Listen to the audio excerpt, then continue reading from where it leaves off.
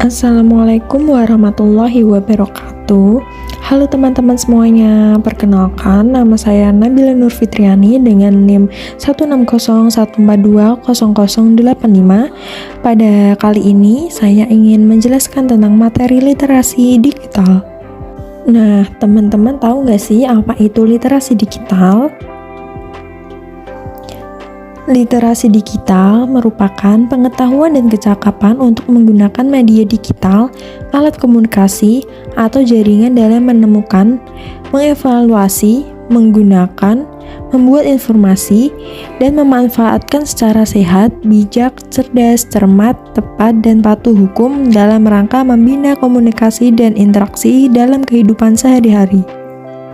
Nah, setelah mengetahui pengertian tentang literasi digital, kemudian kita langsung aja membahas prinsip dasar pengembangan literasi digital. Yang pertama ada pemahaman untuk mengekstrak ide secara eksplisit dan implisit dari media. Yang kedua ada saling ketergantungan antara media yang satu dengan media yang lain. Yang ketiga ada faktor sosial menentukan keberhasilan jangka panjang media yang membentuk ekosistem organik untuk mencari informasi, berbagi informasi, menyimpan informasi, dan membentuk ulang media itu sendiri. Nah, setelah mengetahui pengertian tentang literasi digital dan prinsip dasar literasi digital, mari kita langsung aja membahas tentang dunia digital seperti virtual classroom.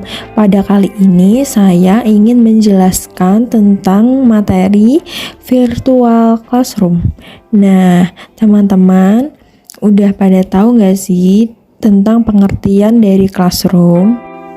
Pengertian virtual classroom, pengertiannya yaitu virtual class atau kelas maya merupakan penerapan proses pembelajaran yang dilaksanakan secara daring atau online.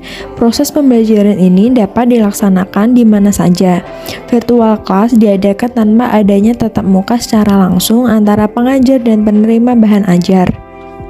Kemudian ada tujuan virtual class. Yang pertama ada membuat pembelajaran yang berlangsung kapan saja dan di mana saja dengan menghemat waktu. Yang kedua ada meningkatkan keterampilan pemakaian teknologi atau IT menjadi lebih kreatif dan menambah minat belajar. Ketiga ada memaksimalkan kemampuan seseorang walaupun di luar kelas atau tatap muka. Nah, sekarang kita langsung membahas tentang manfaat dari classroom. Yang pertama ada praktis dan mudah diakses. Kedua, wadah praktis untuk bertukar pikiran.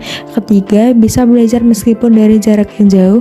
Keempat, mudah didokumentasikan. Selanjutnya kita langsung aja membahas tentang contoh virtual classroom, yaitu ada kelas maya. Secara sederhana merupakan media yang menghubungkan pendidik dan peserta didik lewat data dalam jaringan, daring atau online. Kemudian biasanya setiap virtual classroom memiliki kelebihan tersendiri dibanding media sosial pada umumnya yang efektif untuk kegiatan belajar mengajar. Berikut adalah beberapa virtual classroom yang bisa jadi pilihan bagi penggunanya. Nah, di sini yang pertama ada Google Classroom, Zoom, dan Edmodo. Nah, virtual classroom memiliki keuntungan yaitu pertama, tidak terikat di suatu tempat dan waktu. Kedua, bisa melihat kembali materi melalui Google Classroom. Ketiga, bertukar pikiran menjadi lebih praktis. Kemudian ada kekurangan virtual classroom. Yang pertama ada keterbatasan akses internet. Kedua, berkurangnya interaksi antara pengajar dan pelajar. Ketiga, berkurangnya pemahaman terhadap materi yang telah diberikan.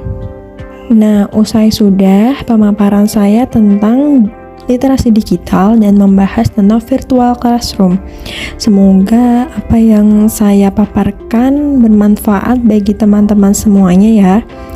Cukup sekian dari saya. Wassalamualaikum warahmatullahi wabarakatuh.